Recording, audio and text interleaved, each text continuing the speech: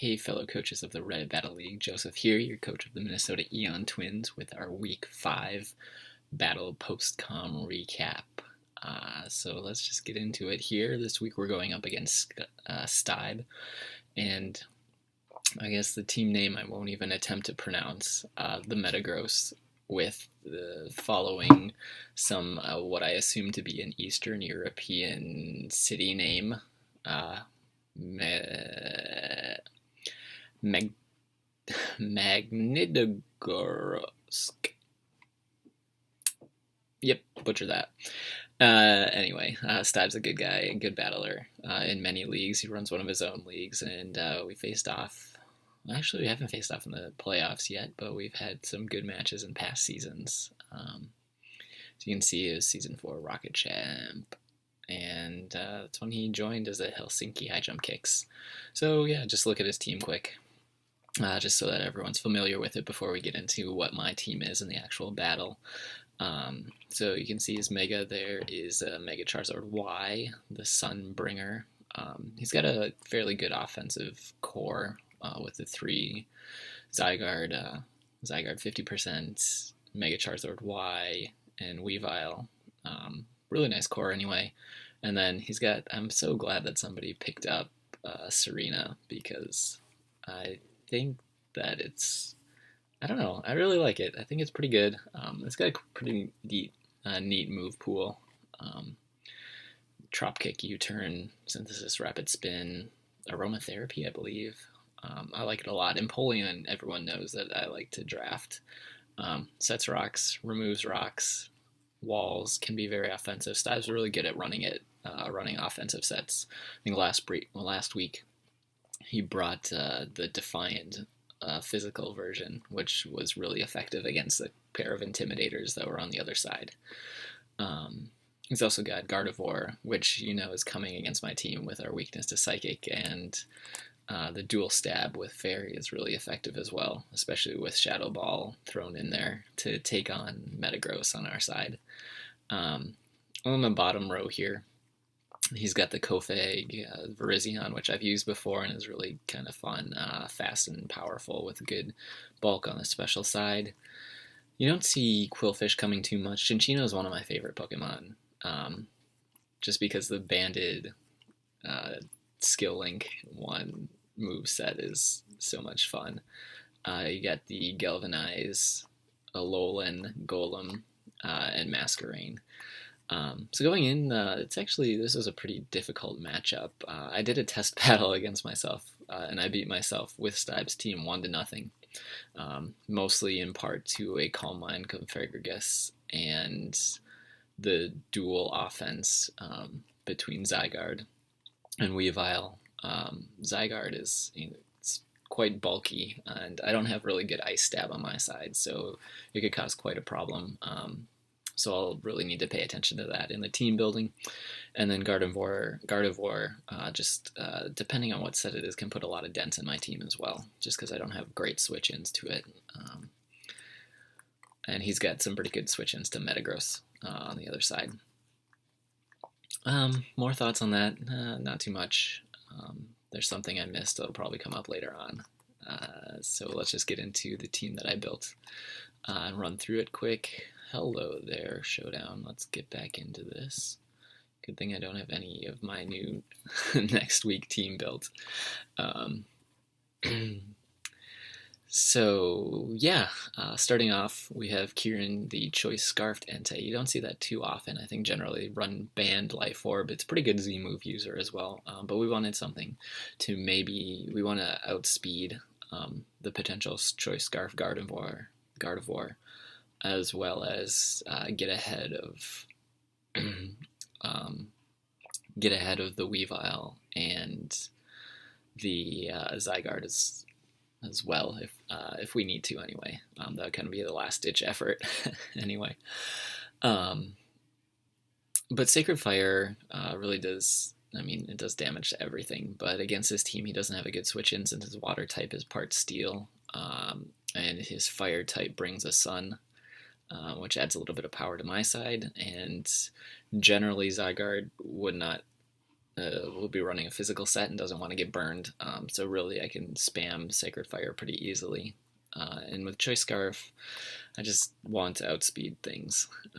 So that's the reason for that.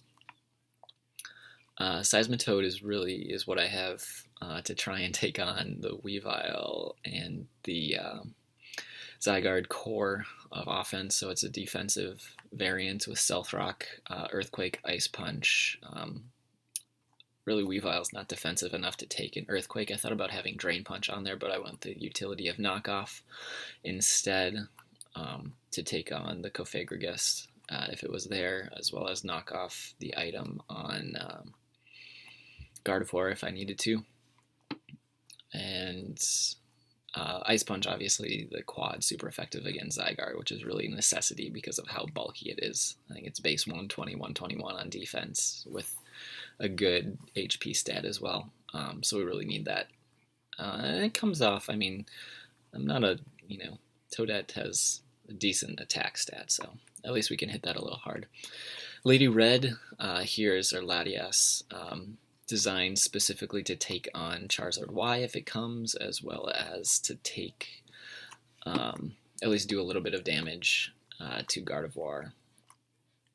I think that's mainly what it can do damage against, and it also outspeeds a Jolly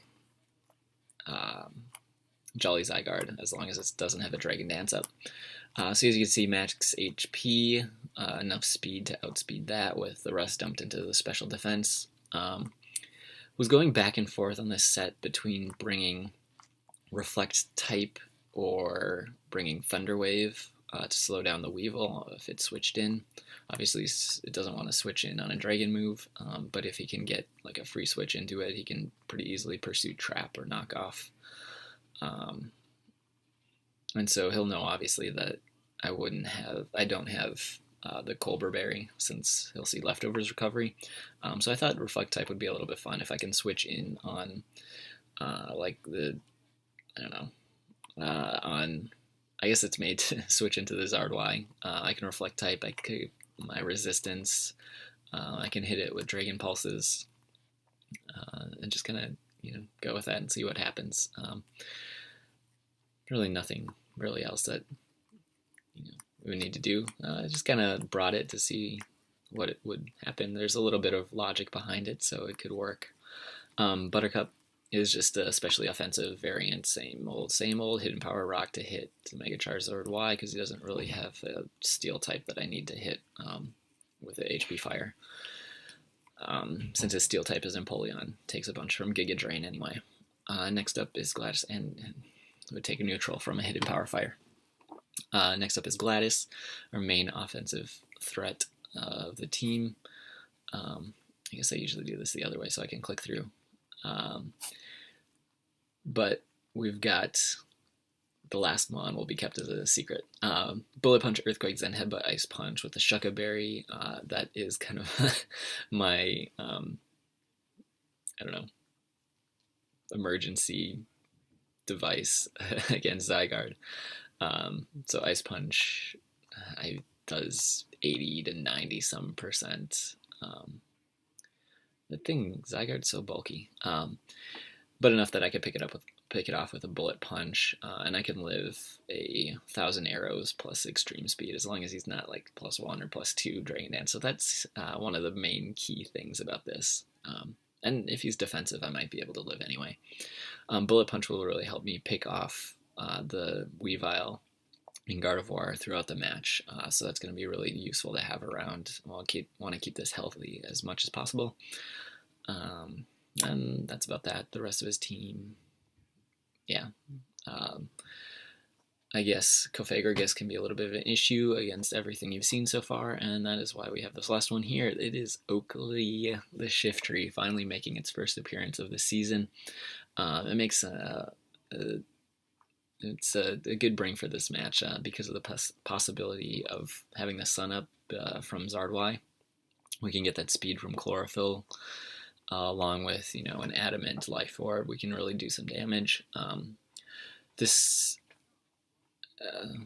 Shiftry actually has a pretty decent base HP stat, which is nice because this will allow me to take on Configurgus if it's only carrying like Shadow Ball or Hex, as long as I'm not burned. So that's why the substitute's here. I can get behind a substitute against the Configurgus if it comes, and then hopefully do a lot of damage on stuff with knockoff Leaf Blade. Rock Slide obviously takes on what you know it takes on. Or KOs what you know it KOs. So that's about that for the team. Let's go to the battle now. So he brings pretty much the team that I thought, besides the sixth one I could never exactly nail down. When I practiced battle, I brought Masquerain just because it kind of did a decent job and it was frightening. When it gets a Quiver Dance up and it's got Intimidate. But a Alolan Golem makes a lot of sense because he can trap my Steel type. But at least I got the Shucka Berry, and other than that, there's not a lot he can do, and I've got Earthquake. So if he's not on an Air Balloon, I'll be doing alright. Beyond that, it's a pretty standard team. Looking at leads, I can lead with either Entei. I was thinking about considering as well leading with Mega Venusaur, if just in case he led with his Empoleon trying to get rocks up. Those would both be good leads, but I decided to go and try and get my rocks up first and lead with Toadette. And so, yeah, let's go and see how the battle progresses from there. We'll go slow. That'll give me a little bit of time to talk, and I'll pause it if I need to. So let's play this with the music off. Here we go. So I lead Toadette, and he leads his Empoleon here. And so I remember that this thing gets Grass Knot because I've had it so often in the past. So I'm going to scout for that, and I have a pretty easy switch into Buttercup here. He's likely not going to go for an Ice Beam, and you see he does go for the Grass Knot, gets a crit even, and does 10%, so pretty minimal damage. That allows me to get my Mega Evolution off and go for a fairly free Giga Drain, because he doesn't really have a good switch in for that. There's no resistance on his side anyway that wants to take a Giga Drain, so he goes into his Massage the Configurgus here. That gives me a chance to switch in my Latias. Since he doesn't have Zard Y on the other side, I really don't have a main use for Lady Red here. So I'm going to come in and see if I can get some Shadow Balls off. He goes for Calm Mind, which, you know, I brought when I played myself, and it's actually a really frightening set depending on what else he has.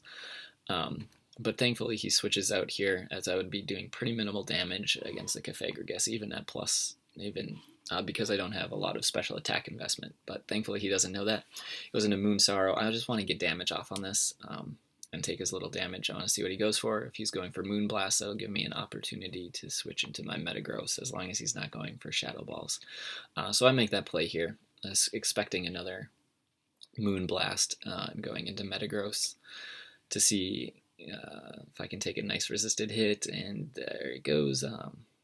Pretty easy. Kind of eat that up pretty well, despite not having Assault Vest and not being super bulky on the special side. So he switches out here, going into his Empoleon, which what quad resists my Bullet Punch, so that's easy. I don't want to risk the Scald Burn and potentially him having a Shucka Berry if I go for Earthquake, so I just make the easy, safe switch out into Buttercup. We're making very predictable, safe plays so far, which is kind of nice. And it kind of plays into my team a little bit, because as long as I can make those plays, it works out very well for me. So he goes into Moon Sorrow. As I go for a Giga Drain, he eats it up pretty well. I never really got around to calculating exactly what he is, but he's got some sort of investment in there, because a lot of my attacks, even though I'm like Mask's special attack, that was a pretty minimal amount of damage against a Gardevoir. He goes for Psyshock, I eat that up, so I'll be able to get off another Shadow Ball here, which he'll be able to eat up, but I don't really need Lady Red for too much. It would be nice to have against a Zygarde, but that's about it. Beyond that, yeah, it'd just be doing a lot of chip damage to different things. So I'm fairly fine sacking that off and going into Metagross and picking up the Revenge Kill, because I'll be more than happy to get rid of that, because that's one less thing that can take on Mega Venusaur. And so I believe here that he stays in, and he does allow me to take him out, which I'm perfectly fine with that trade, because my Latias isn't doing a lot against his team, and that opens up a big window. Not even a big window, a big door. Big old fancy door. Oh, this was a really fun play. Oh, dude, I missed it. All right, so I go for Earthquake here as I'm like, all right, I've got the Shuckleberry, and he doesn't have an air balloon, so let's do this. So thankfully, I outspeed him. We go for the Earthquake on Earthquake. Both eat our Shuckleberries, take very little damage from each other, but I'm able to outspeed him the next turn and take him out because nothing on his team wants to switch into an Earthquake. From a max attack adamant Metagross. So he goes he goes into Massage here. I switch out and make a kind of risky switch because he could have very easily gone for a Will-O-Wisp there. But that's okay, I just want to get out and take out his item. But he goes for Iron Defense, so that's quite an interesting set. Calm Mind, Iron Defense. We still don't know the last two moves yet, but yeah, if that thing gets set up, that is going to be a beast to take down. So I go for the substitute on his expected potential Will-O-Wisp as he switches out, which is even better. It allows me to get a knockoff on Penguin here as Empoleon, take out the Choppleberry. So he is fearing, I guess, a fighting attack more than the ground or electric, which makes a lot of sense, but I can 2 a KO between knockoff and Leaf Blade. And Shifter gets his first kill. So Quinn comes in for the revenge kill here. I assume this isn't a Scarfed, as it is not. It is a Life Orb Weavile. He goes for the Ice Shard. I eat that up pretty well. Here I go for Knockoff, because if I knock off plus Earthquake, I'll be able to take him out, and he can't take me out with an Icicle Crash, if he doesn't have his Life Orb. But I do have to risk the flinch, which he does unfortunately get the flinch, channeling his inner Floungeness and the Blondito hacks of the last few weeks. And that allows him to take this out. So much for Toadette being able to take on Weavile, just a little bit too strong and not really made for defense. But still, I can come back in, and Gladys picks up the revenge kill because he doesn't have a switch in for this still. But his next move is to go back out into this. Obviously, he's got the potential for setting up again, but I've got Shiftery that I can go back into. As he goes for, interestingly enough, the Never-Ending Nightmare, which, if you've ever seen a Shiftery eat up a hit, you just saw a Shiftery eat up a Z move. Not too surprising, because it is a Cofagrigus, but still pretty entertaining, I think. But that allows me to get a knockoff. I obviously don't knock off an item because he's got the Z Crystal, but does a pretty decent amount. I was so close to getting the second kill there of Shiftery. But now I have an interesting decision because I have to somehow keep the Zygarde from being able to set up. So I decide to make the play of going into Entei and going for the Sacred Fire Burn on the Zygarde. I'll have about 2 opportunities to do it, hopefully, which with a 50% chance of burn, minus 5% chance to miss. It's decent odds, but I'm still feeling a little nervous, little butterflies anyway. So I hit the first Sacred Fire here on Cofagrigus, and obviously he's got one left to go out into, and it's the Zygarde. So this could be anything: Coil, Dragon Dance, something completely different, Banded, who knows. Thankfully, on the first Sacred Fire, I do get the burn as he sets up the Dragon Dance, and so I can make the easy switch now out into my Mega Venusaur, which after we got rid of, well, really it hasn't really had to come back into the match, which is really nice. I'm sitting back at 94%. No one's got rocks. He goes for Rest, which is frightening as all get out. And he eats his Chesto, so he's Resto Chesto. And I assume that there's probably some 3 attacks. Thankfully, he has 1,000 arrows instead of a Zen Headbutt, and so I'll be able to take at least 2 of these with the Giga Drain recovery. And that'll get him down to the point where I can, here we go, let's pause it quick here. So he could go for, he could potentially have Rest, Sleep Talk, which would be really frightening, or he could just, rest up again. But that would be, really, it would just go back to where we were because of the mandatory sleep turns, and I'd be at greater health, so he has to attack me here. which means that I'll be able to go out into my Metagross and Entei and revenge kill him, hopefully. So let's see how that goes out. So he takes out Buttercup here with another 1,000 arrows, his third 1,000 arrows, and so I can go out into Gladys and go for the Bullet Punch, which hopefully takes him out, but it doesn't, so he can take me out, or he could have gone for a rest there, but with Ice Punch, I would have just been able to Ice Punch twice and take him out, so I would have gotten a 2-0, so that's probably his best play in terms of differential. And that allows me to go into Kieran here and go for the Extreme Speed, because he can Extreme Speed KO me. So that Choice Scarfed Extreme Speed coming in clutch there. And that gives us the 1-0 victory over Stibe.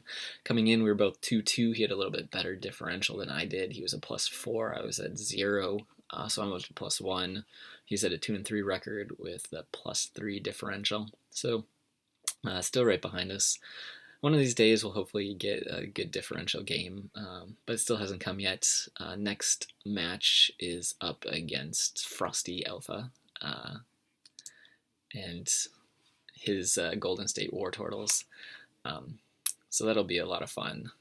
Haven't started building for that yet, but hopefully I'll get some time soon and take a look at his team. Hopefully he records his side. We'll see. I know he's in a couple other leagues and usually pretty busy, so he might prioritize those a little bit more since we're not quite the YouTube-based league as some of the others. But yeah, we're in 6th place currently, kind of on the edge of the playoff cusp. There's a few teams that are, doing pretty hot, but there's still a little over half a season left, and they have a chance to run into some other good competitors, and who knows, maybe our schedule will lighten up a little bit and we'll pick up a few wins in a row. You can always hope. But yeah, I think that's it for this week. Thanks for tuning in, those of you who have watched this far, and I'm Joseph, your coach of the Eon Twins, signing off. So later days.